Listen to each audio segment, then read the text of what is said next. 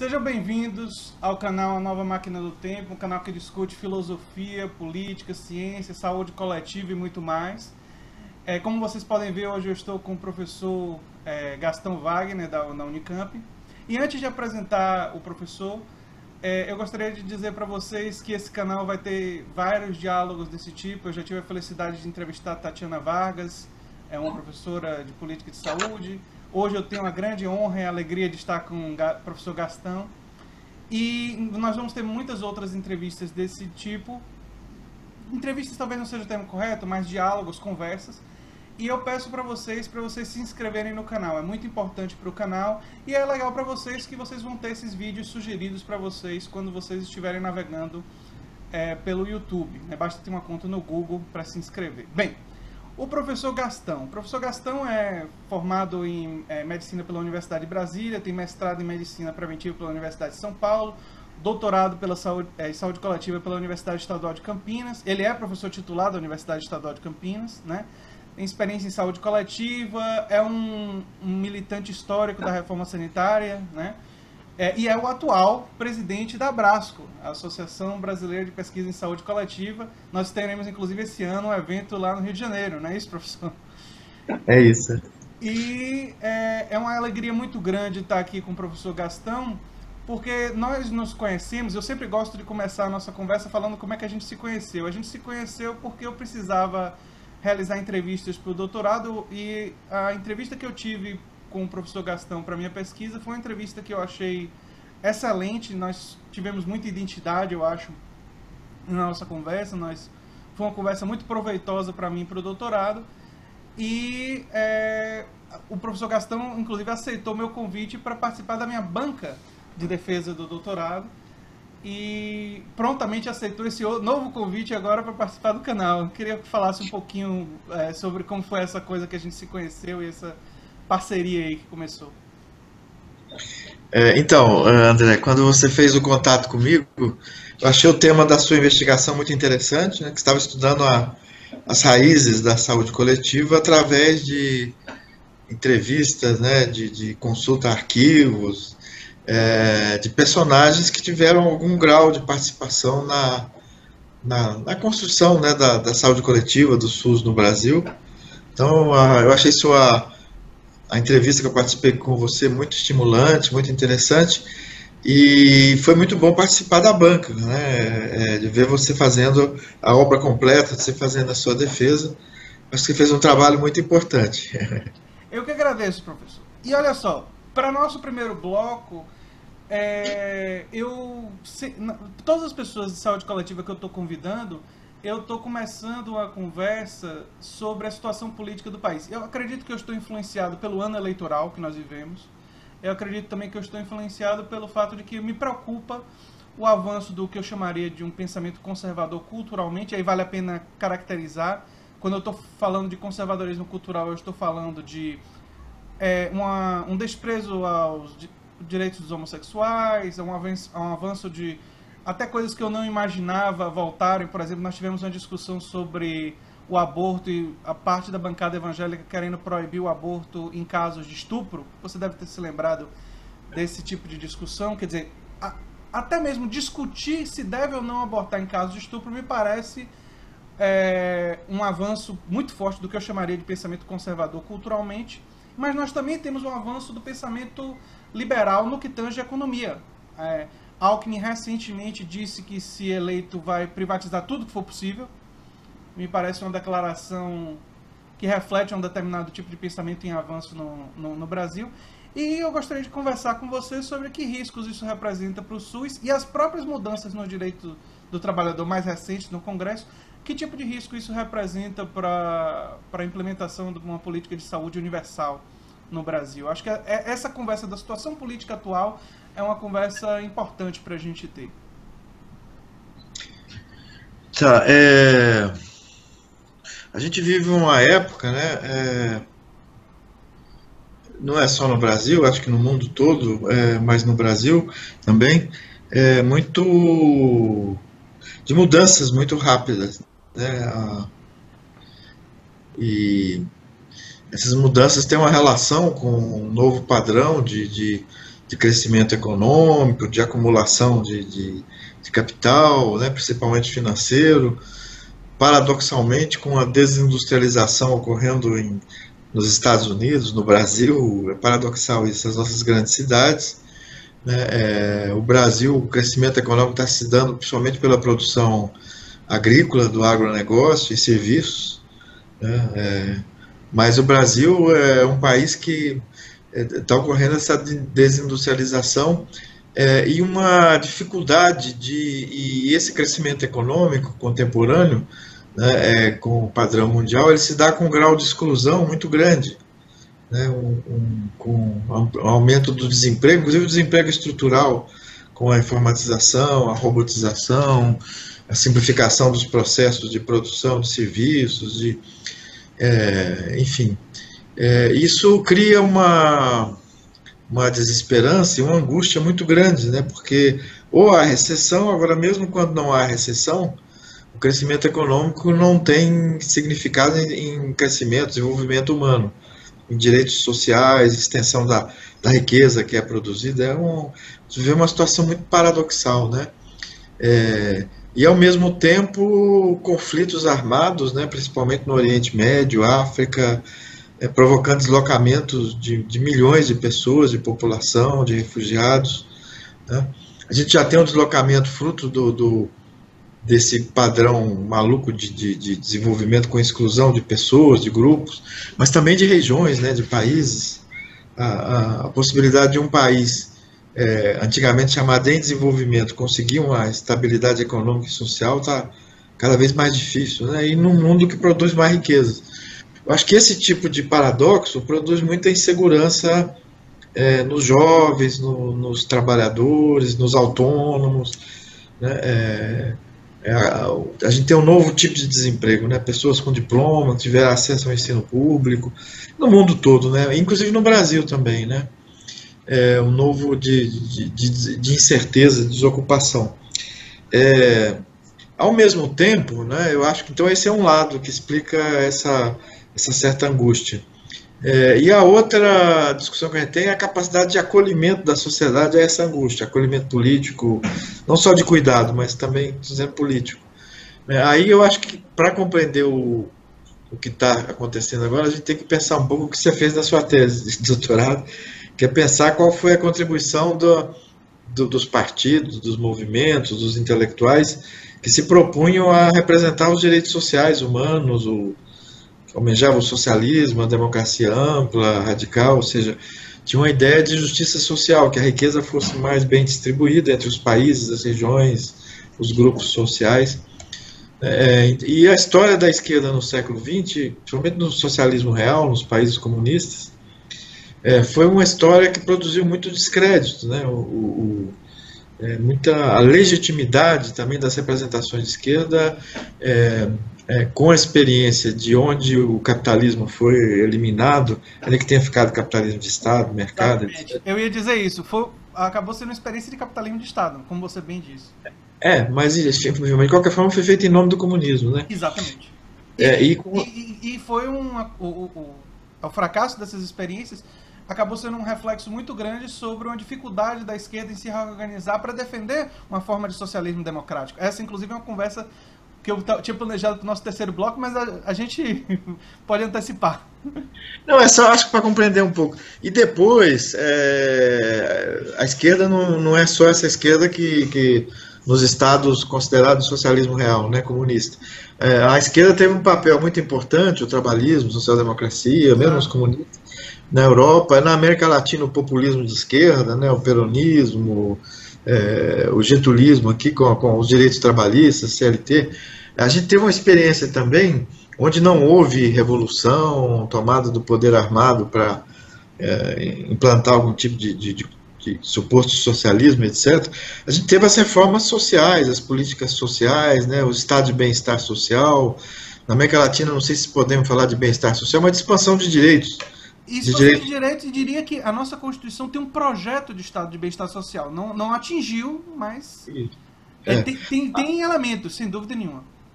Agora, o que aconteceu, principalmente a partir dos anos 80, é que essa esquerda social-democrata na Europa, o Partido Trabalhismo Inglês, o Partido Socialista Operário Espanhol, enfim, o próprio PCI na Itália, a grande parte das suas lideranças, dirigentes, acabaram adotando, quando ganhavam eleições, e ganharam várias vezes, políticas recessivas, de ajuste econômico, de desmonte do estado de bem-estar social.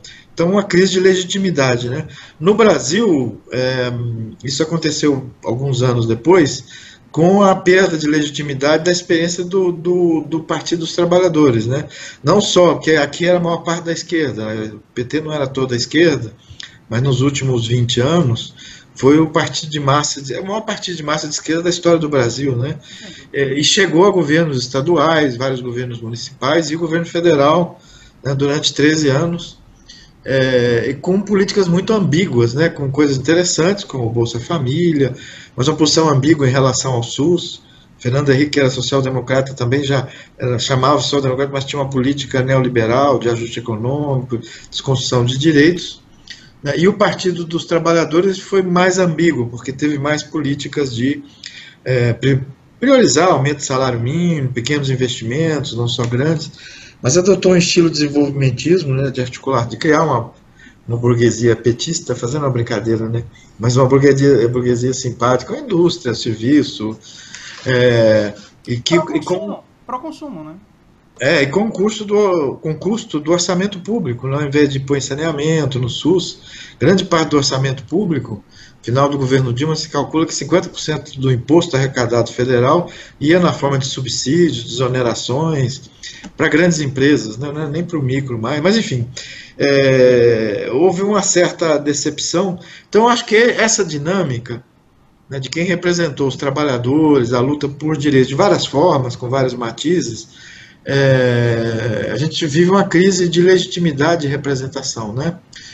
Então é um contexto muito difícil e a gente não tem um projeto muito claro, né, de enfrentamento a favor da popular e democrático desse contexto atual, né, de crescimento econômico, mas crescimento com concentração de renda, Piketty e companhia demonstram isso empiricamente, inclusive, né, e um descrédito dos partidos, sindicatos, movimentos sociais, que ao longo do final do século XX, a partir dos anos 50, mas antes até, defenderam os interesses dessa agonia, Então, eu acho que é um pouco isso, né? No Brasil isso foi agravado, né,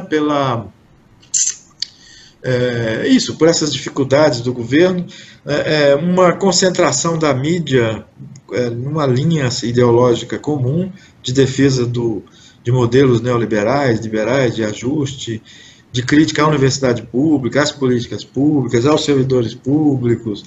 Houve um descuido com as cidades, com a gestão urbana, com o transporte público. A gente tem uma explosão de epidemias que o determinante social é muito forte, né? A febre amarela, a dengue, né? A repercussão sobre a saúde. Enfim, então eu acho que esse contexto é isso. Agora, eu acho que a gente vive atualmente no Brasil uma época de muita politização, né, porque se construiu um discurso de apelo popular conservador, né, que o crescimento econômico por si só garantiria o bem-estar social, né, que o futuro dependeria do empreendedorismo de cada pessoa, de cada família, né. É como se cada pessoa, cada família tivesse que se transformar no empresário de si mesmo, no empreendedor de si mesmo, né. E uma desconstrução, então, dos direitos trabalhistas, né, eles chamam de flexibilização, é um eufemismo, né, na verdade é deixar frente a frente o capital e o trabalho para negociar no micro, né, o enfraquecimento dos sindicatos, enfim. Eu acho que apesar desse contexto, a gente vive uma politização muito grande, não somente à direita. Acho que esse carnaval reflete isso, né? Com certeza, nós tivemos não só a República o Paraíso de Tuiuti lá, que, né, a própria Beija-Flor que ganhou, tem denúncias, você pode não gostar da forma, mas denúncias sociais importantes contra a violência, contra a corrupção, enfim. E a explosão dos blocos de rua, do carnaval de rua, fora das instituições, das escolas de samba, do carnaval hiperorganizado, fechado de alguns grupos aí em Salvador, na Bahia, a gente tem uma explosão, São Paulo volta a ter carnaval, né? Estado de São Paulo, cidade de São Paulo, cidades pequenas, organização autônoma, de baixo para cima, com muita crítica. É uma reação também a esse conservadorismo dos costumes que você fala.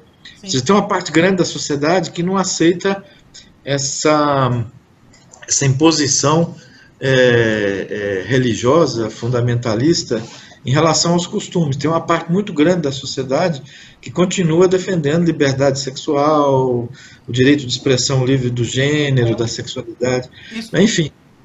Só que eu acho que tem baixa mobilização.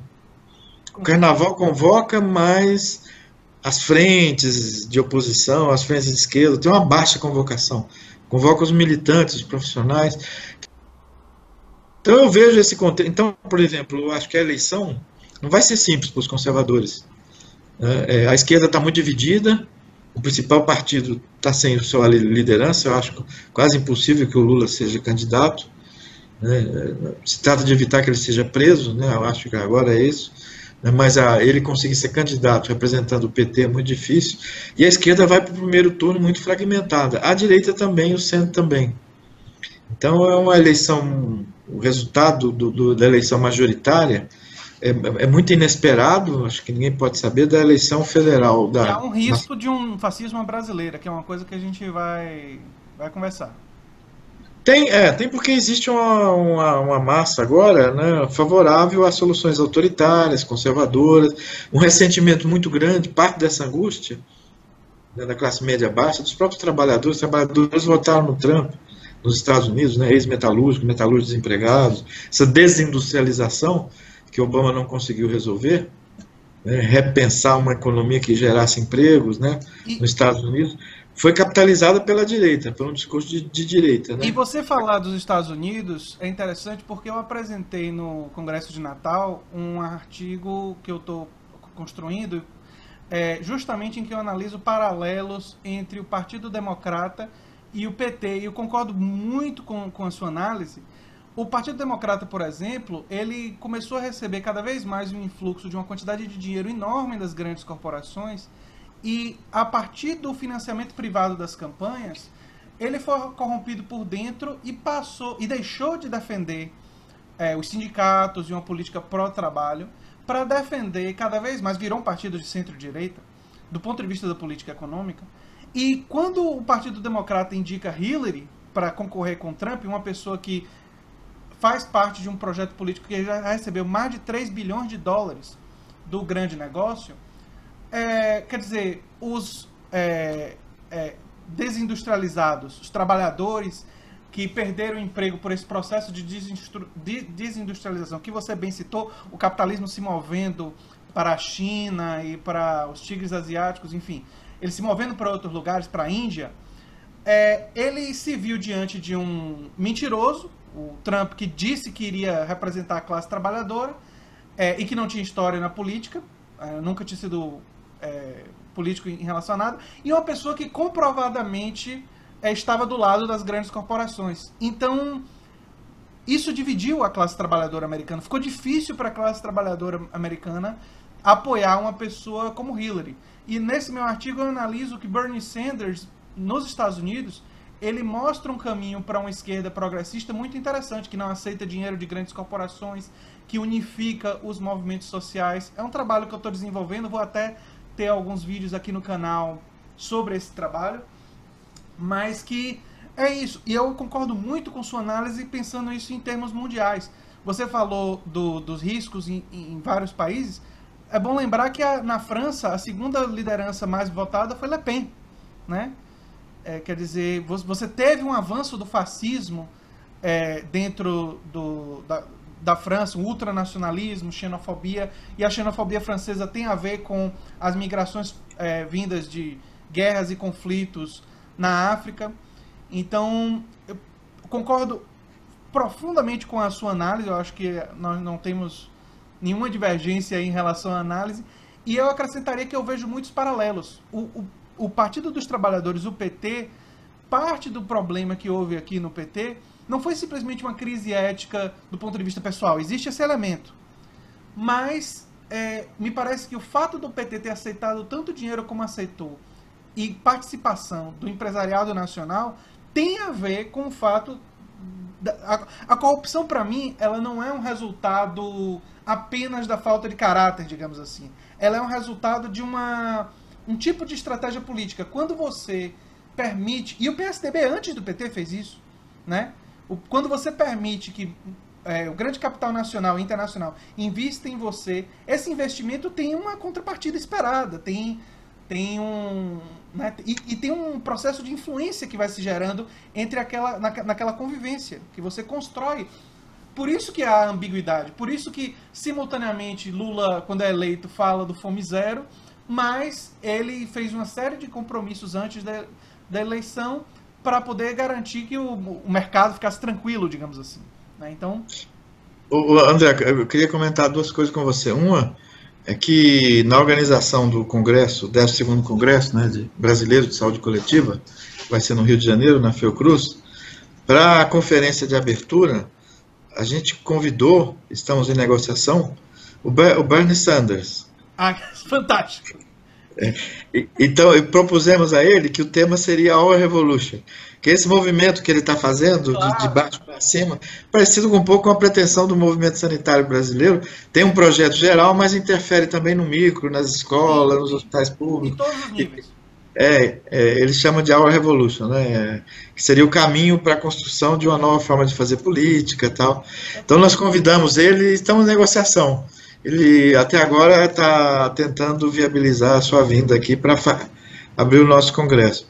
Segunda coisa que eu queria comentar se a gente pegar a história do PT no governo federal, mas também nos governos estaduais de Minas Gerais, da Bahia, sem dúvida. Mas vamos pegar o federal. No primeiro governo Lula, se você pensar, havia esse aceno para o capital financeiro, de apaziguar, mas houve uma composição do governo que juntou a centro-esquerda e grande parte da esquerda. Participação.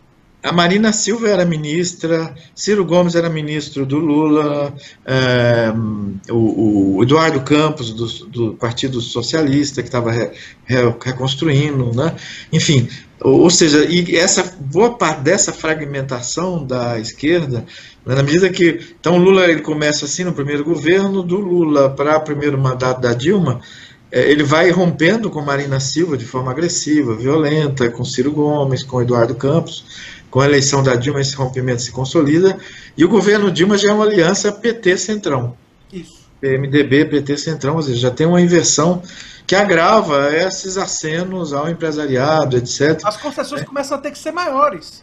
Maiores, porque ele ficou absolutamente dependente de quem dominou o Brasil sempre, né? Que foi esse Centrão, ou seja, as forças muito conservadoras, reacionárias, e modernamente funcionárias, né, funcionais ao liberalismo. Então, acho que tem esses dois elementos que a gente tem que considerar. Ontem nós estávamos discutindo sobre o SUS. Por exemplo, a gente tem 3 estados no Brasil que são governados pela esquerda: Bahia, Minas Gerais e o Maranhão, PCdoB. Qual a diferença do SUS nesses estados? Da ação? Nenhuma. A diferença do Alckmin em São Paulo. A postura deles, ou seja, então, as pessoas percebem isso, ainda que voltem a ganhar a eleição, que sejam reeleitos, não é isso que eu estou dizendo, que não tem prestígio, que não mantém a esperança, sempre tem alguns programas mais voltados para o povo, populares, populistas, etc. e tal, necessários. Mas o compromisso com a universalização não me parece ser significativamente diferente. Agora, em relação ao SUS, eu tenho a seguinte análise. Apesar de todos os percalços da construção do SUS, né, o SUS, a Constituição Cidadã, em geral, aprovada em 88, ela é constituída no auge do neoliberalismo, da onda neoliberal. O primeiro presidente carregado de fazer isso é o Collor de Mello, com um programa radicalmente liberal, né? Depois entra o PSDB, Fernando Henrique, social-democrata, mas que adota, ao contrário da origem de Franco Montoro, de Mário Covas, eles adotam todo o receituário liberal de privatização, de desconstrução de direitos do possível. Mas, enfim, apesar disso, o SUS veio se consolidando, né, por pressão social, não necessariamente por movimento social, pressão por demanda por acesso, né, já que o setor privado atende 25%, em algumas regiões 30%, no máximo 70% dos brasileiros só tem o SUS. Né, e hoje as pessoas sabem que tem tratamento para o câncer, sabem que tem vacina, sabem que precisam fazer, sabem que precisa de insulina quando tem diabetes, enfim. Então há uma pressão muito grande e o SUS existe, o SUS se construiu todo cheio de sequelas, de falhas, de heterogeneidade, de baixa sustentabilidade, né? Programas não têm continuidade, vão melhoram, pioram, voltam a melhorar, essa coisa toda. Mas apesar disso, ele é muito necessário. E os governos conservadores não têm tido coragem de propor a extinção do SUS. O que se processa em relação ao SUS é uma desconstrução paulatina, envergonhada, através do estrangulamento financeiro, de não criar política de pessoal, de não ter política de investimento. Mas eu não vejo no horizonte colocar um ministro da Saúde como esse. Ele é abertamente anti-SUS, mas para a eleição agora, todo mundo vai falar bem sobre o SUS, sem se comprometer com nenhuma medida concreta. Sabe, a atenção primária, vamos falar em genérico, esse discurso do direito à saúde. Mas a expansão dos planos de saúde populares é mais uma estratégia de desconstrução paulatina. Estou completamente de acordo com você. Existem muitas das estratégias de desconstrução paulatina, mas uma delas são esses planos de saúde populares, planos de saúde de 50, 60 reais por mês. Nós estamos perto do final do primeiro bloco, mas você falou uma coisa que eu até o povo vai pensar que a gente combinou, porque na minha entrevista com Tatiana Vargas, eu comento com ela que eu não sei se Franco Montoro e Mário Covas estariam no PSDB de hoje. Vai parecer que foi combinado. Vai saber, né? Vai saber como eles iriam mudar, que a gente muda ao longo da vida, né? É verdade, é verdade. Se eles iriam ficar na centro-esquerda, como eram, né? Democratas. Ou se iriam participar da transformação que o PSDB passou. Isso, que outras lideranças passaram, né? Com certeza. Olha só, se você conseguir Bernie Sanders, eu já vou registrar um pedido aí. Eu quero poder falar com Bernie Sanders. Eu sou fluente em inglês. Se vocês precisarem de um intérprete, um contato lá na Brasco, eu já previamente, já que estou inscrito, já eu coloquei meus 2 trabalhos lá, já previamente me candidato a esse papel, se vocês precisarem. Obrigado, com certeza nós vamos precisar. Temos vários convidados. Se vocês trouxerem ele, vai ser uma grande honra.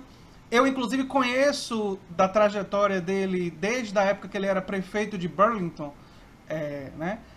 E eu acho a trajetória dele uma coisa fantástica. Não sei se você sabe, ele marchou com Martin Luther King, ele tem uma trajetória na política realmente muito interessante e tem muitos ensinamentos, eu acho que a campanha dele. E você falou do Our Revolution, eu não sei se você sabe disso, mas o Our Revolution ele surgiu porque ele juntou muito dinheiro com pequenas contribuições. Como ele não aceitava dinheiro do grande capital, e a campanha dele recebeu muito dinheiro, até 37, 38 dólares. E ele não gastou esse dinheiro todo durante a campanha das primárias, porque quando ele foi derrotado por Hillary, e ficou evidente que ele não iria conseguir o número de votos, embora a disputa entre ele e Hillary tem muita falcatrua do Partido Democrata aí, muitas. Coisas como marcar debate no horário do futebol americano, que a gente sabe a audiência que tem, fechar primárias, enfim, as estratégias que a ala corporativa do Partido Democrata fez para tirar as chances dele são complicadas. Mas, enfim, sobrou muito dinheiro e aí ele colocou esse dinheiro nas mãos de organizadores progressistas da campanha dele para fundar o Our Revolution. E o Our Revolution não é nem o único, não é nem a única organização desse tipo. O Our Revolution ajudou a fundar uma coisa chamada Justice Democrats, quer dizer, democratas justos, vamos chamar assim, que busca localizar pessoas que querem entrar para a política, que não vão aceitar dinheiro de corporações e que defendem direito à saúde, direito à educação, para concorrerem contra democratas corporativos, para tentar tirar dentro do Partido Democrata. É diferente de pensar, nós vamos convencer eles a adotar outras posições. Não, nós vamos substituí-los, tirar eles de lá.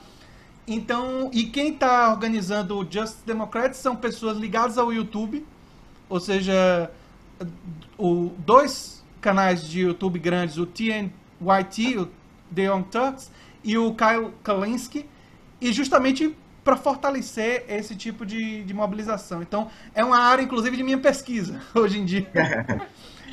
André, então vamos fechando esse primeiro bloco e a gente volta a falar depois, pode ser? Eu vou fechar esse primeiro bloco agora. Foi ótimo começar a conversa com o professor Gastão Wagner.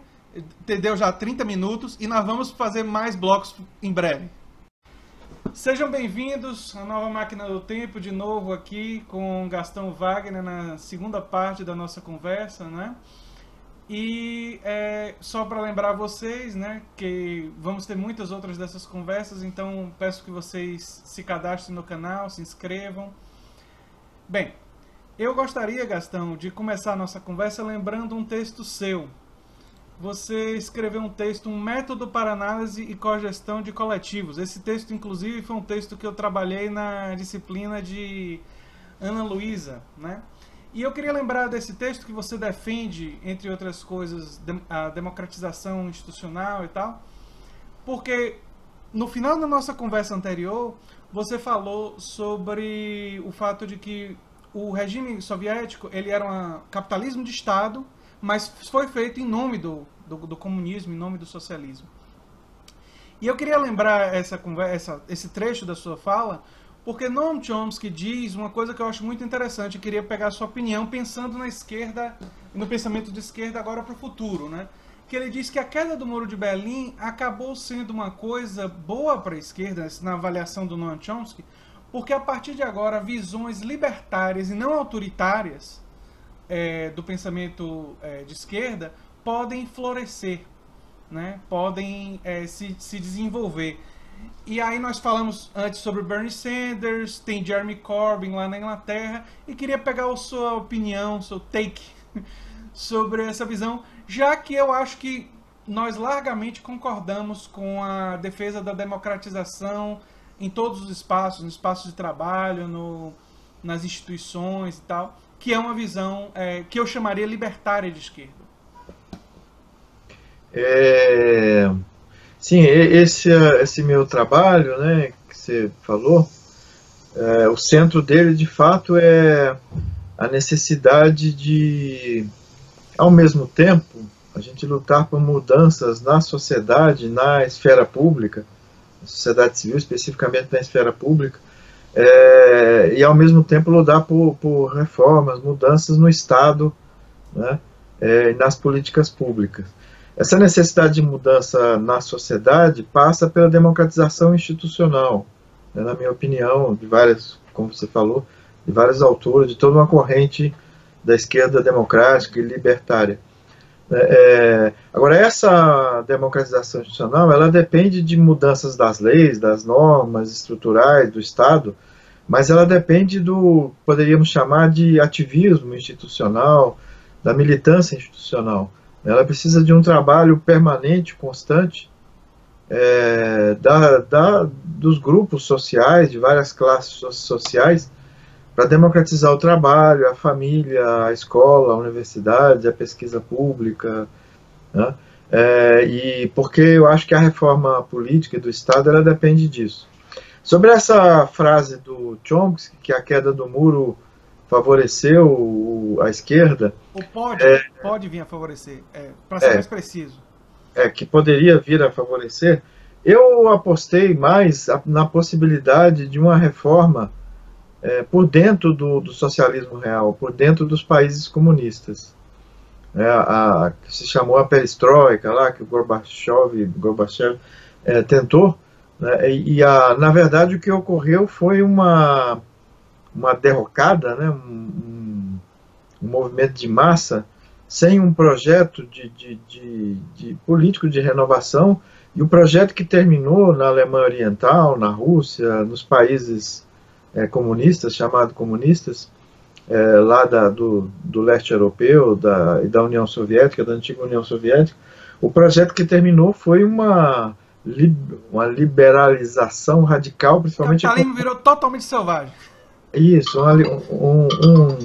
um liberalismo econômico, né? E E enquanto que a proposta original dos primeiros reformistas, vamos dizer assim, reformistas democráticos, era a proposta de um socialismo democrático.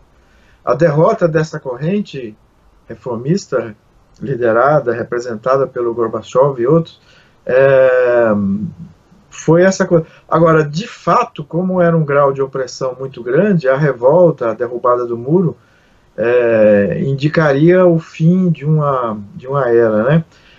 Só que eu acho que como não houve a reforma do socialismo, ou seja, os regimes comunistas não permitiram, eram tão autoritários que não permitiram movimentos instituintes que combinassem socialismo com democracia, que inventasse uma nova forma de produção e distribuição de bens, que não só o estatal, o burocrático, o mercado, né? Isso prejudica a esquerda até hoje. Eu acho que a grande força do capitalismo contemporâneo e da sua ideologia contemporânea, o neoliberalismo, resumindo, do gerencialismo, eu acho que uma das explicações para a força é essa. O debacle, a derrota, a destruição, projetos que foram feitos, das revoluções que foram feitos em nome do socialismo. Queria pegar um exemplo da Itália, de uma política específica que eu sou muito simpático. É claro que é uma coisa que não é gigante, que não é enorme, mas pegar sua opinião sobre a questão da democratização. Lá na Itália, não sei há quanto tempo isso está vigorando, mas já está há algum tempo, quando uma pessoa é demitida, ela tem duas opções. Ela pode receber auxílio-desemprego por 2 anos, ou ela pode receber o valor daqueles 2 anos integralmente, desde que ela se comprometa a construir com outros trabalhadores uma empresa cooperativa, com gestão democrática. E isso tem gerado na Itália, em alguns outros países, na Argentina também, mas por motivos diferentes, e na Espanha também. O caso de Mondragón na Espanha é o maior caso. Vou colocar links na descrição sobre o caso de Mondragón, que tem mais de 120 empresas cooperativas, enfim. Mas esses exemplos mostram iniciativas, digamos, dentro do mundo do trabalho, de tentar estimular e crescer o setor cooperativo e de uma gestão democrática na produção dos bens, né? Participando inclusive da economia, né? E eu acho esse tipo de iniciativa muito salutar, digamos assim, e defenderia expansão dessas iniciativas e até pensando como uma alternativa econômica, porque a gente sabe que a automação vai gerar muito desemprego, né? E na área de serviços, quanto mais automação vier, né, nós vamos ter muito problema com a questão do emprego. E me parece que uma saída, não sei se a longo prazo, mas pelo menos no curto prazo, e que favorece uma visão que nós compartilhamos, é a expansão do setor cooperativo. Você conhecia esses exemplos? Não? Não. Em geral, com o grau de profundidade, de detalhe que você está expondo, eu não conhecia. Eu tenho notícia dessa ação na Itália, né? Essa outra experiência espanhola eu não li ainda. Mas eu acho que são iniciativas importantes, né? Que combina uma alternativa política de democratização institucional com alternativas econômicas viáveis, concretas, né? Um espaço para o trabalho digno, né? Através de cooperativas, de iniciativas coletivas, né? De participar da produção de bens, de serviços, né? Da prestação de política. Eu acho isso muito interessante.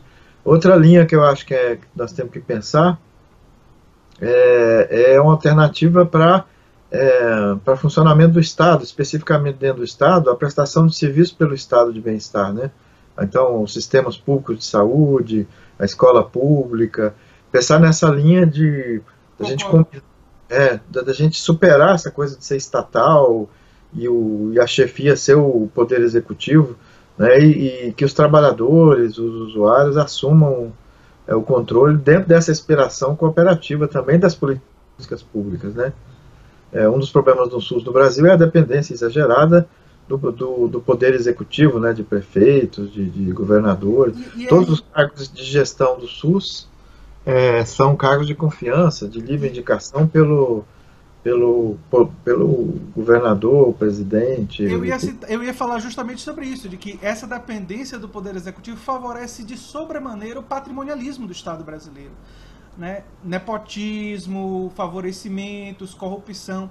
Muitas vezes a crítica à corrupção me parece ela uma crítica moralista e vazia. É claro que a moral é importante, mas ela acaba sendo, ela acaba faltando nessa crítica a percepção da origem da corrupção. A origem da corrupção, no caso brasileiro e em vários lugares do mundo, por exemplo, tem a ver com a relação perniciosa entre grandes empresas, financiamento de campanha e os nossos políticos. Quer dizer, o financiamento privado é um exemplo, não é toda a explicação da corrupção, nem eu diria isso, mas sem dúvida nenhuma explica em grande maneira a corrupção ou não.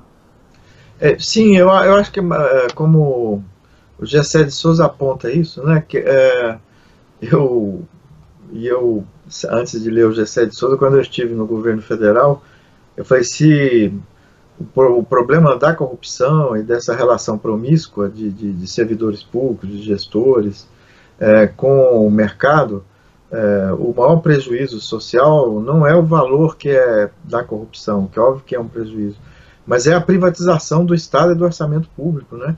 Essa gestão corrupta do SUS, por exemplo, favorece a privatização e não o interesse da maioria.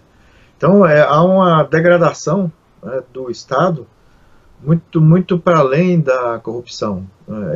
É óbvio que a moeda de troca para facilitar a privatização, ou seja, para que o mercado se aproprie do orçamento público, do imposto que foi recolhido. Primeiro que não pague, né? As isenções fiscais, tudo. E segundo, uma vez formado o orçamento público, o fundo público, através do pagamento de impostos, ele é reapropriado. No Brasil, a estimativa dos economistas é que 50% desse orçamento público, a gastança principal, volta ao mercado, né? Através de juros da dívida pública, de isenções fiscais e através dos bancos públicos, do BNDES. Então, a gastança do orçamento público, paradoxalmente, não é com os pobres, não é com as políticas públicas, não é com a segurança pública, a gastança é com o próprio mercado. Eu acho que esse é o elemento central, eu acho que a gente tem que... E essa forma de democratização institucional vão dificultar essa privatização do orçamento. Seria uma barreira. Seria uma barreira que iria dificultar. Aí nós estamos em pleno acordo, né? É interessante o que você está falando, porque a corrupção institucional e a presença do mercado, eu me lembro daquela imagem do lobo cuidando das ovelhas, porque muitas vezes essa relação acaba levando que os fiscais do Estado muitas vezes são pessoas do mercado, né? Nós estamos vendo isso. O governo Temer talvez seja um caso de estudo para isso, porque as indicações mostram muito que pessoas interessadas em privatizar, interessadas em favorecer o grande capital, sendo colocadas em postos que deveriam fiscalizar o grande capital, né? Com certeza. Essa é uma coisa absolutamente disseminada. Eu me lembro de Lígia Bahia, que você conhece bem, e ela, horrorizada com as últimas indicações e criticando duramente e tal, e aí eu disse para ela, mas isso não é novidade. Lá nos Estados Unidos, quando você olha para as indicações de energia e tudo mais, você vê muita gente da área do petróleo e tal. Aí ela disse, André, mas a área do petróleo é poderosíssima e a gente está vendo algumas perrapadas aqui de indústrias até menores conseguindo colocar os seus indicados que teoricamente não teriam tanto poder, mas eu acho que a indicação é uma evidência de que eles talvez tenham poder, né? O poder real, né? Mesmo que talvez não tenham um poderio financeiro que algumas das indústrias americanas têm para poder influenciar, aqui no Brasil, numa escala diferente, eles acabam conseguindo, né? Estão conseguindo colocar os seus indicados em cargos chaves. Com certeza.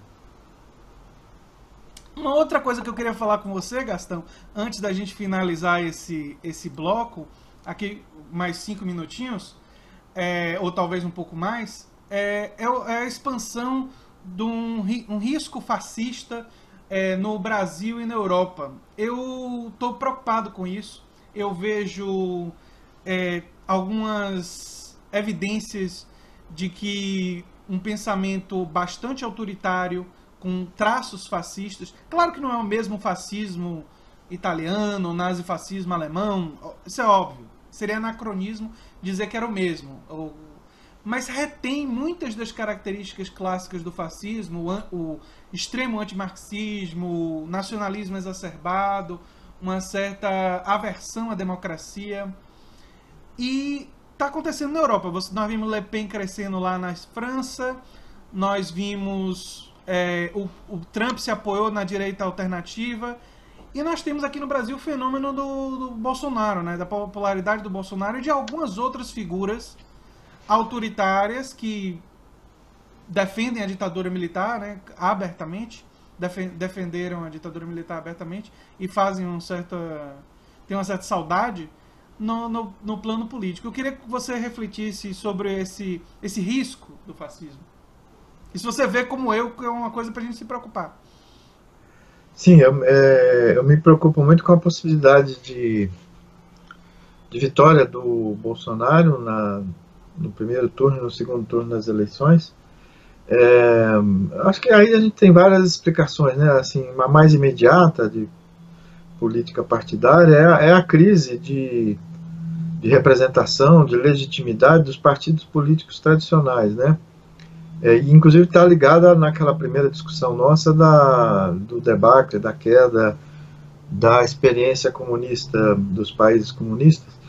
Os partidos de esquerda, de centro-esquerda, de representação trabalhista e popular, no final do século XX e agora no século XXI, têm se afastado da sua tradição, têm se afastado da sua base, que é, no caso brasileiro, a maioria da sociedade, né?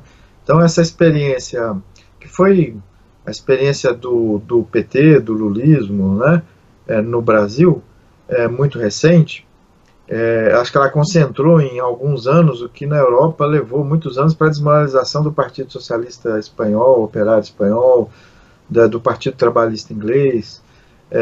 Em pouco tempo se conseguiu, apesar do Lula estar em primeiro lugar nas pesquisas, se ele não fosse impedido pela justiça, ele provavelmente seria eleito presidente do Brasil outra vez, mas com uma divisão social muito grande, seria eleito por uma diferença de 2%, 3%, como foi a Dilma no seu segundo mandato. Então, no Brasil, a gente teve um partido de massa, que foi o PT, que, principalmente primeiro, segundo mandato Lula, conseguiu, em alguma medida, considerar os interesses populares, com Bolsa Família, com expansão do ensino universitário público e financiamento do ensino privado através do Estado, né, do ProUni, enfim, com várias crédito, microcrédito, favorecimento progressivo e cuidadoso do aumento salarial, do salário mínimo, do salário das pessoas, dos servidores públicos, da camada de trabalhadores formais, com carteira, etc. Ou seja, um conjunto de medidas importantes, mas que ao longo de 13 anos foi se aproximando da forma tradicional de governo, né?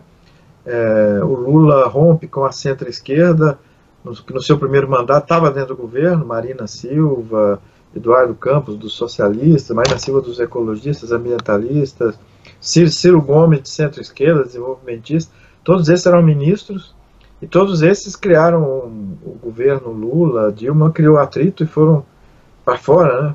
E no fim do segundo mandato Lula e no governo Dilma, a aliança era com o Centrão, com a centro-direita, enfim. Eu acho que esse é um risco. Ou seja, então, o que foi prometido, que é o estado de bem-estar social, o enfrentamento do racismo, do machismo, reforma agrária, foi cumprido numa parte muito reduzida, né? Mesmo o enfrentamento dessa forma de fazer política patrimonialista, corrupta, de privatização da organização pública, não entrou na agenda de forma forte a saúde e menos ainda a segurança pública. Então a bandeira da segurança pública fica com o discurso conservador, o Bolsonaro, a intervenção militar do Temer.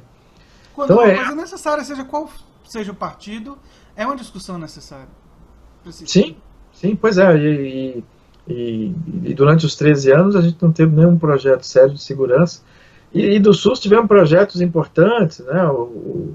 A saúde bucal, o Brasil Sorridente, a ampliação do acesso a medicamentos, mas muito tímidos frente ao problema de saúde que as pessoas vivem. Expansão da rede hospitalar, da atenção primária, criação de uma política de pessoal para o SUS, resolver essa coisa do patrimonialismo do SUS, dos cargos de confiança, da instabilidade do SUS, né? Baixa sustentabilidade, por essa dependência da política partidária, do empreguismo, enfim, um conjunto de coisas.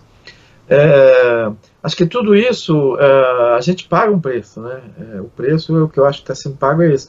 E aí o fascismo, principalmente esse fascismo de base, que busca uma base popular, como é o caso do Bolsonaro, né? Ele promete, através do autoritarismo, controlar o mercado, a burguesia. É óbvio que ele vai trair, não vai fazer isso. Ele vai... Na verdade, o Bolsonaro é um caso interessante de ser analisado, porque ele sempre foi daquele autoritarismo fascista neodesenvolvimentista, que acreditava na presença forte do Estado e tal.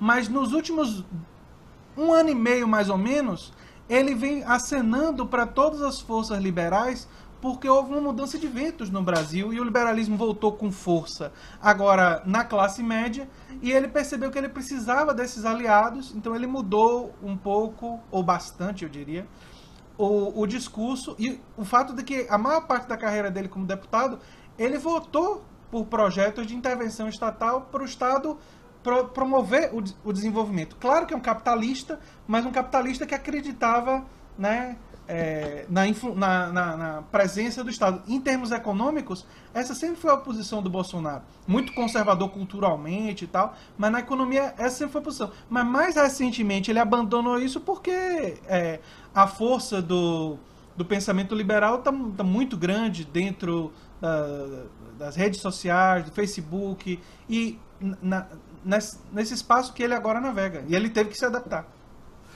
Hoje tem uma notícia boa, de ontem para hoje, que é a divisão dessa direita. A centro-direita já está bem dividida, mas a direita, o principal proprietário da Riachuelo, das empresas, sendo apoiado pelo MBL, Movimento Brasil Livre, que é um movimento de direita, de classe média, para presidente da República, e acusando o Bolsonaro de ser um comunista autoritário, né, por ser estatista. Então, é uma boa notícia. Agora, eu acho que um outro elemento que nós temos que considerar nesses movimentos de massa, eleitorais, favorecendo o conservadorismo, a direita, é o fator medo e ressentimento, né?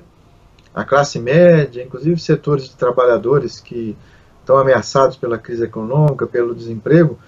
Na Europa, nos Estados Unidos, o medo é do refugiado, dos migrantes. Isso, é do refugiado. No Brasil, o medo é dos pobres, né? Que eles viram os pobres pegando um avião, e, enfim, dos nordestinos, das periferias das grandes cidades, uma demonização.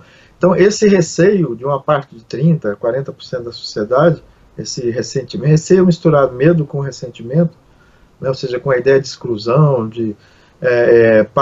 um setor da sociedade fica contra direitos sociais, direitos humanos, e de uma forma muito agressiva, né? Acho que isso vem ocorrendo no Brasil também, apesar da gente não ter o problema dos refugiados, mas tem a necessidade de ascensão social de 60%, 70% dos brasileiros, né? Os direitos de empregada doméstica, trabalhistas, etc., uma série de... Uma sociedade acostumada a certos privilégios que, quando são questionados, reagem. Acho que é isso. Então, essa composição toda, há um risco de... E aí a coisa da dialética, a dificuldade da esquerda se compor, de apresentar um programa único, de fazer uma reflexão crítica, o pessoal fala autocrítica, né, de fazer sobre o passado recente, sobre a história, né. Eu não vejo no discurso do Lula, por exemplo, que liderou a esquerda no Brasil, sobre a corrupção, sobre essa coisa da privatização do orçamento público, sobre alianças com o agronegócio, com setores muito conservadores da sociedade.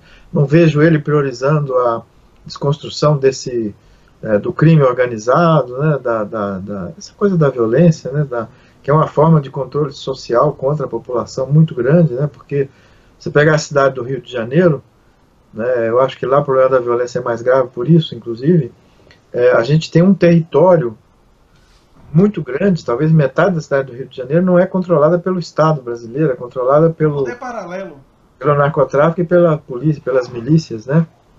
E apesar de haver menos assassinato do Rio do que em Fortaleza, eu acho a situação do Rio mais grave, não é invenção da TV Globo, como algumas pessoas de esquerda falam, é uma situação muito grave porque a gente tem uma neofeudalização, né? São feudos controlados por perversos, por criminosos, por pessoas que administram com a violência, né, e a população, metade da população do Rio de Janeiro vive em bairros que o prefeito não manda nada, ninguém manda nada, eles mandam em tudo. Então, tudo isso leva a se apostar em soluções autoritárias, militaristas, né, ou seja, é difícil. É muito difícil. Eu estou de muito acordo com você, com a sua análise em relação a a dificuldade de determinadas esquerdas em lidar com fazer política social e o grande capital interno e internacional. Na Europa, você citou, né, o Partido Trabalhista, por exemplo, agora está com a liderança do Jeremy Corbyn, mas por muito tempo foi dominado por um setor que eu chamaria de setor corporativo do Partido Trabalhista britânico, né? O Partido Democrata continua, nos Estados Unidos, continua dominado pelo setor corporativo, né? Eles têm o Bernie Sanders, eu brinco às vezes dizendo que nós precisamos do nosso Bernie Sanders, nós não temos o nosso Bernie Sanders, mas...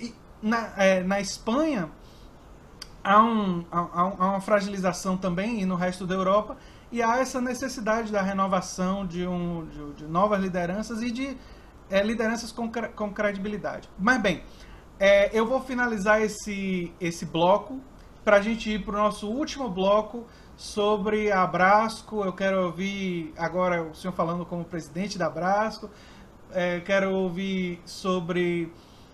enfim, um pouco também sobre a questão do Rio de Janeiro, de ser no Rio de Janeiro, né? Para a gente conversar um pouco sobre isso. Vou dar uma finalizada aqui nesse bloco e a gente volta em instantes. No terceiro bloco, terceiro vídeo. Sejam bem-vindos ao terceiro bloco da conversa minha com Gastão Wagner, presidente da Abrasco, né? Quero lembrar a todos, se você só viu esse bloco, mas tem outros 2 blocos de assuntos muito interessantes que a gente conversou. E peço a vocês que se inscrevam no canal, é muito importante para mim. Então eu vou direto ao assunto, que nós vamos conversar um pouquinho sobre o Abrascão desse ano. Eu sou já, não sei se veterano, mas já estou aí no meu 7º, 8º Abrascão. Não, Abrascão não, porque eu contei aí os de política, que eu também vou. Mas já fui a alguns, gosto bastante. Os últimos têm sido muito bons, né? E nós vamos ter um no Rio de Janeiro, mas o Rio de Janeiro está num momento complicado, né? Então eu queria que o senhor falasse um pouquinho sobre o Abrascão. Eu não sei quantos inscritos nós já temos, se você já tem os números, mas também falar sobre as coisas boas e talvez um pouco da nossa preocupação com o local, né? Mas que é um local politicamente interessante também, apesar da tensão.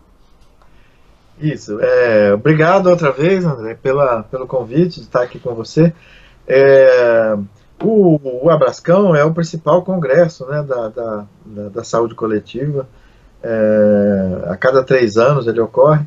E nós resolvemos fazer esse congresso, o 12º congresso já brasileiro de saúde coletiva da Abrasco. Nós resolvemos fazer no Rio de Janeiro há um tempo atrás, desde o ano passado, e resolvemos, para a mensagem que a gente queria passar, o seguinte: a saúde ocupa o Rio de Janeiro, né? Agora não os militares, mas foi antes disso, mas a ideia é uma escolha simbólica mesmo. A gente quer desnaturalizar, demonstrar o nosso inconformismo com a violência, que não é só no Rio de Janeiro, mas o Rio de Janeiro é um símbolo, como eu analisei no bloco anterior, tem a maior parte do seu território ocupado pelas milícias, pelo narcotráfico, uma situação muito grave. Eu sou aqui de Campinas, São Paulo, tenho trabalhado pela Abrasca, a sede da Abrasca no Rio, é chocante, é muito diferente. A sensação de insegurança não é uma coisa absolutamente subjetiva, é concreta. A sensação de ameaçado no Rio de Janeiro é muito grande. Quando você pega ônibus, pega táxi, quando caminha pela cidade, os restaurantes e bares estão esvaziados, inclusive na área de turismo à noite, enfim. Então é um pouco simbólico, um pouco não, é bastante simbólico e tem essa marca, nós vamos lá. Tem um receio, a gente tem uma preocupação muito grande na organização com a segurança dos usuários, eu vou falar sobre isso, mas outro efeito simbólico de escolher o Rio de Janeiro é de defesa do SUS e das instituições públicas. No caso, o pré-congresso vai ser na Universidade Estadual, vai acontecer na Universidade Estadual do Rio de Janeiro, a UERJ, está sob ameaça de fechamento, uma crise bastante grande. Então nós vamos defender a UERJ, 2 dias de pré-congresso, vamos fazer um show grande lá, um ato público de defesa da Universidade Pública e da UERJ em particular. E o congresso de 26 a 29 de julho desse ano, 2018, vai ocorrer na Fiocruz, a nossa maior e uma das mais antigas instituições da saúde pública brasileira, agora da saúde coletiva, também sobre ataque dessas forças conservadoras, do próprio Ministério da Saúde, enfim, uma situação muito difícil. Então, a escolha do local foi esse. A gente já tem, foram apresentados 8.000 trabalhos, 7.998 é um recorde, maior, a apresentação do trabalho foi 5.800, né? A gente nós estamos fazendo um processo muito democrático de construção do Congresso, sempre foi, mas agora a gente radicalizou as mesas e palestras, a gente abriu um período de indicação de baixo para cima, pedimos aos GTs, aos grupos temáticos, às comissões de epidemia, política, ciências sociais e humanas, aos fóruns de pós-graduação em saúde coletiva, de graduação, que indicassem mesas com a composição, mandaram 380 propostas de mesas e palestras, cabe 140. Aí a comissão científica teve que fazer uma edição, fusão, sempre negociando com os proponentes, né? Estamos fechando esse desenho agora, esse arcabouço. Essa construção de baixo para cima vai dar uma característica a esse congresso muito interessante, que é equidade regional, equidade de gênero, mais mulheres do que homens nas mesas, e uma equidade geracional, muita gente nova, não só os antigos, os conhecidos, os titulares, os sênior, né, os velhos, como sênior, o eufemismo para os velhos, do qual eu me incluo nesse grupo. Não são nós que vamos falar, pelo contrário, a maioria é o pessoal da sua geração, que está apresentando e uma variedade de temas muito grande da saúde coletiva, né? Desde o tema da violência, violência de gênero, violência urbana, violência doméstica, a liberdade do exercício da sexualidade, enfim, as arboviroses, epidemias contemporâneas, o tema do trânsito, o SUS presente sobre 1000 enfoques, atenção primária, avaliação, enfim. Então está um congresso, muita política também, a discussão sobre política, está um congresso bastante interessante. E para tranquilizar os associados, a gente está tendo uma preocupação com a segurança muito grande, né? Eu não tinha essa sensibilidade, achava que era frescura, né? Mas a gente tem um plano de contingenciamento, de defesa. Então, principalmente na Fiocruz, que fica numa região que tem uma insurgência, tem uma guerra civil entre facções de gangues, aí, de bandos, de bandidos, e conflito com a polícia muito grande, né?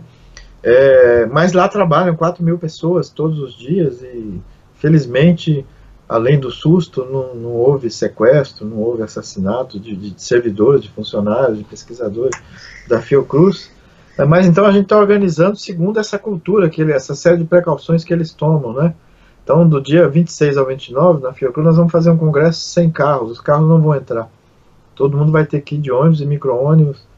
A gente vai buscar, como nos hotéis, nos alojamentos para estudantes gratuitos, que nós conseguimos, também é uma novidade, vagas para estudantes. Mas, além disso, vamos ter circulação de micro-ônibus micro-ônibus que vão levar para todo mundo vai entrar e sair de micro-ônibus para 2 grandes estações do metrô, uma, aquela Maracanã, em frente ao ESG, que tem um espaço grande para estacionamento. As pessoas vão ter que ir de carro, quem quiser ir de carro, deixa o carro lá no estacionamento do metrô Maracanã e... Você pode ter certeza que eu vou com a galera no ônibus. Não, é micro-ônibus e ônibus, não vai ter outro jeito.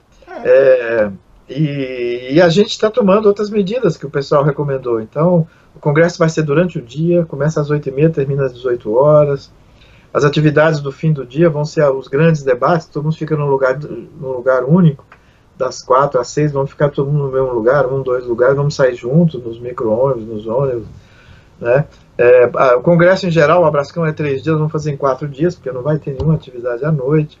A atividade cultural está sendo feita do Rio de Janeiro, as comunidades, né, a Orquestra da Maré, corais daquela região, corais de trabalhadores, grupos de samba, de funk, enfim, nós vamos fazer uma cultura bem...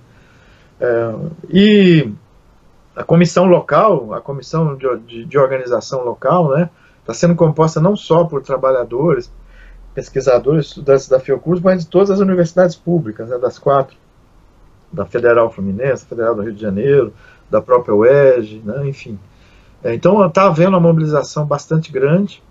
Esse congresso, além dessas dificuldades, né, está sendo feito, como de política, de epidemia, numa circunstância política muito difícil, a gente não está tendo apoio financeiro oficial nenhum, então são os associados que vão, o principal financiamento são as mensalidades e Isso tem um lado bom que garante a independência, por um lado, né? Mas a gente... Esse é o nosso objetivo, né? A nossa plataforma é para recuperar a representatividade, a legitimidade dos movimentos sociais, dos sindicatos e da Abrasco, garantir a autonomia do governo, seja lá qual for, seja lá se você votou ou não, dos partidos políticos, não da política.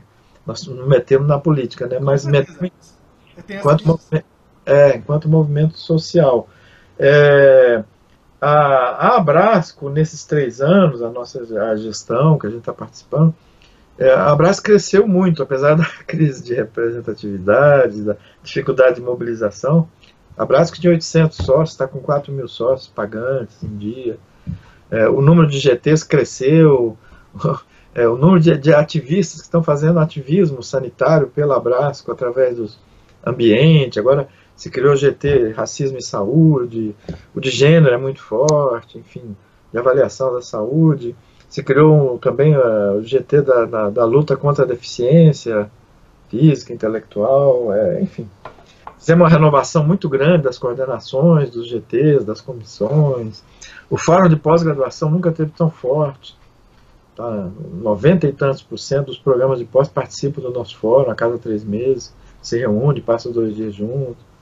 Então, eu acho que está um clima. E a gente está fazendo um apelo, né, que nós vamos ter dificuldades. O campus da Fiocruz é um campus pequeno, nós vamos ter que montar tendas, umas 4, 5 tendas, além das salas da Fiocruz, nós vamos usar para apresentação de trabalhos, para mesas, para público maior, para abertura, etc., uma tenda de 3.000 lugares, e várias de 500 também, para as mesas que têm maior interesse público, né? Enfim, então o apelo que a gente está fazendo é que as pessoas sigam essas regras de contingência e vão precisar de uma certa paciência, né? Nós não vamos para SPA, nós não vamos para SPA, sabe? Uma, porque não tem muito recurso, e outra porque nós estamos aproveitando para aproveitar essa parte de cultura do museu vivo. A Fiocruz é um museu vivo, né, da história da saúde pública, da saúde coletiva brasileira. Então nós vamos fazer visitas guiadas. Nós fizemos uma pesquisa e vimos que 70%, mais 75% dos sanitaristas, dos associados, não conhecem a Fiocruz.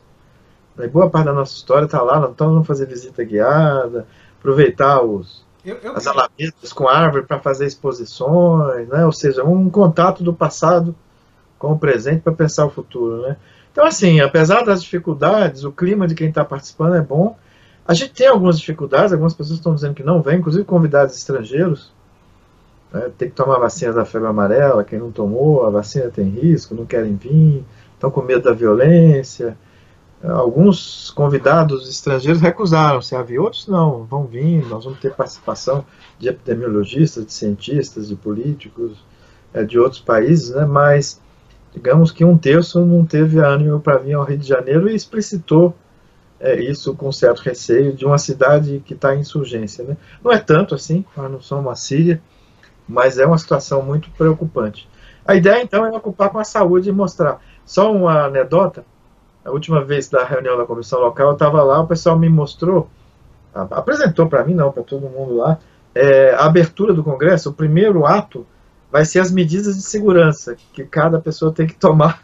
Sabe como você vai no cinema? Saída de lá, se houver tiroteio, abaixe, fique no chão, não corra, fique junto. O maior seguro é ficar abaixado. Eu falei, vocês estão malucos? Não vamos apresentar isso, não? Daí a 15 minutos eu tinha mudado de opinião. Óbvio que vamos apresentar, óbvio que vamos socializar, vamos divulgar essas normas de autocuidado, de segurança. Antes, inclusive, não só na abertura, mas pelo site, todo mundo que se inscreveu vai receber orientações sobre como proceder nessas circunstâncias de maior risco, né? Enfim, é isso. Agradeço muito as informações. Acredito que as pessoas que vão, e eu conheço muita gente que vai, né? Tem toda a galera do Instituto de Saúde Coletiva aqui de Salvador que vai, acredito que muita gente vai, e eles vão gostar muito de saber dessas informações que você traz. É bom saber da animação das pessoas pela saúde pública, pela saúde coletiva. Existe essa vibração no setor que é muito positiva. Eu, inclusive, Gastão, aí uma confissão, um dos motivos que eu fui fazer doutorado em saúde pública foi porque quando eu li sobre o movimento da reforma sanitária brasileira, eu fiquei fascinado com um movimento progressista e otimista. Ele me parecia um movimento que tinha uma proposta de mudar o Estado brasileiro e democratizar o Estado brasileiro, e queria direitos sociais universais, e era composto por pessoas que traziam essa luta e traziam essa perspectiva. E era um movimento que eu, naquela época, foi um movimento que eu acabei estudando, mas na época que eu decidi fazer o projeto, era um movimento que eu ainda não conhecia tão bem, mas esse primeiro contato foi um contato que me levou, né? E eu não sei se você sabe, mas a minha orientadora, a professora Lígia Vieira, ela que descobriu, né? Mas eu acabei entrando em contato com as fontes, que é das entrevistas dela, e eu fiquei sabendo como é que o termo saúde coletiva surgiu pela primeira vez. Não só a história que está publicada, assim, mas os detalhes, né? Não sei se você se lembra ou estava presente na época, sabe todos os detalhes. Mas na reunião de Salvador de 1978, quando a reunião ia acontecer, seria medicina social. Só que medicina social era visto como um negócio de socialista, de comunista. E em 1978 ainda estávamos na ditadura militar. E Jair Nilson tinha lido, professor Jair Nilson Paim, professor titular, Jair Nilson Paim, tinha lido um texto em que se usava a expressão saúde coletiva. Ele gostou do termo, ele achou que era um termo interessante, sugeriu, o termo foi adotado para aquela reunião, e Carlyle, de Guerra Macedo, que você também conhece muito bem, gostou do termo e sugeriu, na época que estava se discutindo uma associação nacional, foi Carlyle que sugeriu para ser a Abrasco, né, Associação Brasileira de Pesquisa em Saúde Coletiva. Quer dizer, a Carlyle fez essa sugestão, ela foi abraçada. Não sei até que ponto ela foi abraçada só pela questão de não ser medicina social, mas também pelo fato de que saúde coletiva me parece uma coisa mais ampla e que abraça todas as pessoas da área de saúde, e o termo medicina social acaba sendo mais específico da área da medicina e tal. Não sei se você concorda com essa percepção minha. Claro que em 1978 era para se afastar da coisa do socialismo, isso é óbvio. Mas eu estou dizendo que a adoção das pessoas da área me parece que, em parte, foi motivada por causa disso. Eu não tenho certeza. Isso daí eu não perguntei para o povo. O que você acha? Certo. Não, eu não estava, não. Eu ainda era soldado raso na época. Não estava com os generais. Não, não participava dessas reuniões, não. A sua atuação, que eu me lembro, é justamente já em 88, 89, né? 86, na oitava. Nessa época eu era residente. Mas você já tinha. Exato. Enfim, agora que nós estamos finalizando o bloco, tem mais alguma coisa que o senhor queira complementar? Não, é só agradecer, André, essa oportunidade de debater, discutir, muito interessante. Muito obrigado. Nós vamos ter outras oportunidades. O senhor é muito ocupado, foi uma luta e eu peço até desculpas pela minha insistência de conseguir essa entrevista com o senhor, mas eu fiquei muito feliz. É bom lembrar que o senhor foi entrevistado meu do doutorado, né? Uma entrevista que mudou o caminho da minha tese, porque foi uma entrevista riquíssima e que me levou a muitas reflexões e eu fiquei conversando com minha orientadora e com outras pessoas e a gente, enfim, foi uma entrevista que eu agradeço muito ao senhor. Depois o senhor ainda teve a gentileza de vir participar da minha banca de doutorado quando eu virei doutor, né? E quando eu mandei um e-mail perguntando sobre essa entrevista, o senhor disse assim, eu faço questão de participar. Então, eu estendo os meus agradecimentos. Eu sei que o senhor é muito ocupado, tá? O telefone não para de tocar. Eu não posso nem desligar. Pois é. Desculpe. Não para de tocar, mas o senhor conseguiu arrumar esse tempinho para dar essa contribuição e acredito que muitas pessoas que vão ao Abrasco e que têm interesse sobre saúde coletiva e querem saber sobre o Abrascão vão se interessar e também sobre a nossa discussão política. Então eu agradeço efusivamente e digo que as portas do canal estão abertas. Quem sabe depois do Abrascão, com um pouco mais de calma, lá mais para o final do ano, perto das eleições, antes das eleições ou depois das eleições, a gente possa fazer um balanço das eleições, conversar sobre isso, que eu gostaria muito. E vejo que o senhor está concordando, que gostaria também. Então é isso. Agradeço muito, professor Gastão Wagner. E nós nos vemos em breve, hein? Obrigado, André. Um abraço. Um abração.